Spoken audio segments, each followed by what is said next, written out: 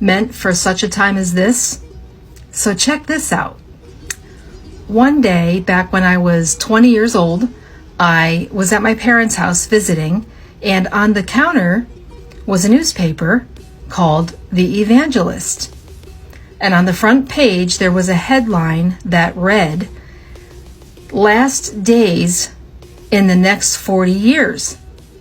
Now, I wasn't saved, but that headline caught my attention. So I asked my dad, "Can I borrow that paper?"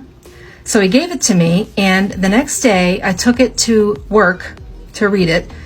Sitting at my desk, I opened up to the article, and lo and behold is an article about the last days being within 40 years.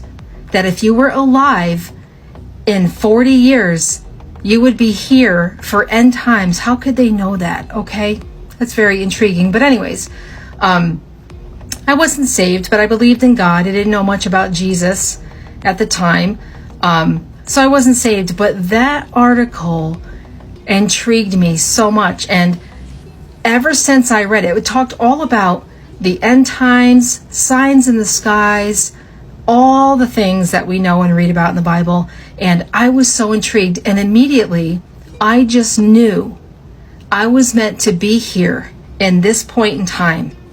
I was meant to be here for such a time as this. I knew it my whole life going forward after I read that article. 40 years.